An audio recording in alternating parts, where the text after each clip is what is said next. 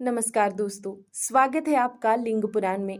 आज हम देखेंगे क्षुप दधीचि संवाद वर्णन। तो आइए दोस्तों शुरू करते हैं। नंदीश्वर बोले, राजा क्षुप की पूजा से संतुष्ट भगवान विष्णु शंख, चक्र, गदा, पद्म धारण किए हुए प्रकट हुए। पीताम्बरधारी भगवान का दर्शन करके स्तुति करने लगे।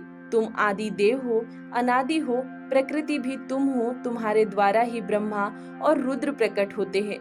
तुम ही साक्षात विष्णु हो, सतत तत्व तन्मात्रा आदि आप में ही स्थित है। हे विष्णु जी, आपको नमस्कार है।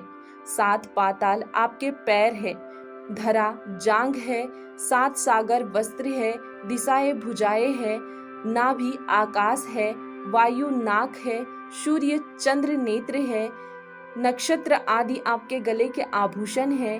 हे पुरुषोत्तम, मैं कैसे आपकी स्तुति करूं? सैलादी बोले, इस प्रकार सब पापों के नाश करने वाले विष्णु के इस स्तोत्र को जो श्रद्धा भक्ति से सुनता है वह विष्णु लोक को जाता है।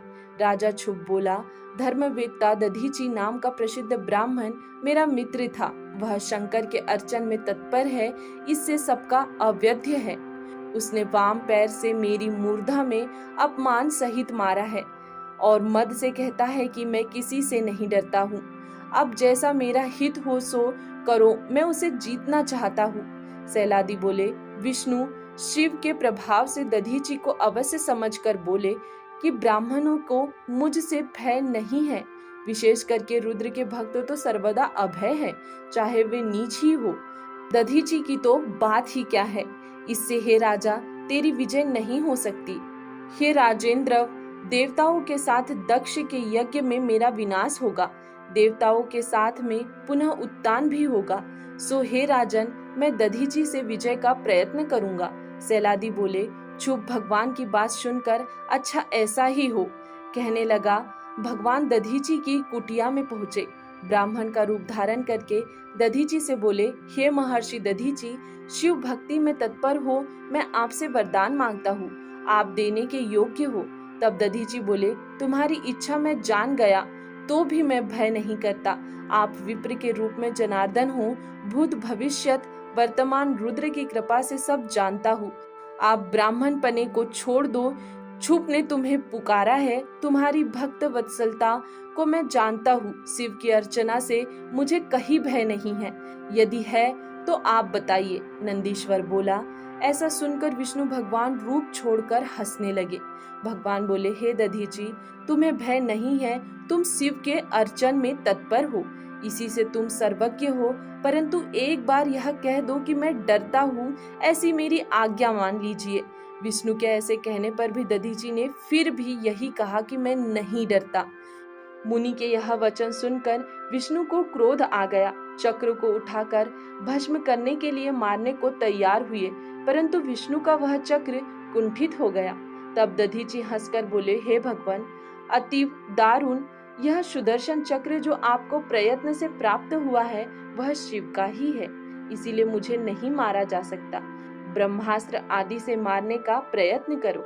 सैलादी बोले, उसकी बातों को सुनकर विष्णु ने सब प्रकार के अस्त्र उस पर चलाए तथा सभी देवता विष्णु की सहायता करते रहे। दधीचि कुशाओं की मुष्टि लेकर शंकर जी का स्मरण कर सब देवों पर कुशा फेंकने लगे।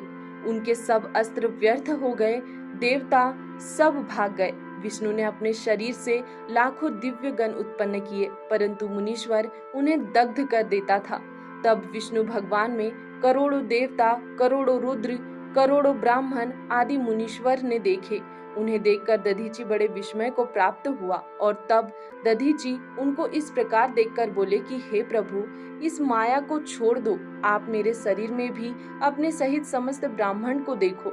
मैं तुम्हें दिव्य चक्षु देता हूँ, परंतु इस माया से क्या, इसको छोड़ो, प्रयत्न पूर्वक मुझसे युद्ध करो। उसके ऐसे वचन सुनकर और अद्भुत महात्म्य को देखकर देवता सब भाग गए। नारायण को इस प्रकार निश्चेष्ट देखकर पद्म योनि ब्रह्मा निराकरण करने लगे। तब विष्णु मुनीश्वर को प्रणाम करके वहां से चले गए। क्षुप दुखातुर होकर दधीचि की पूजा करने लगा। दधीचि, मैंने तथा विष्णु भगवान और देवताओं ने जो अज्ञान से आपका तिरस्कार या अपमान किया, उसको क्षमा कर प्रसन्न होइए।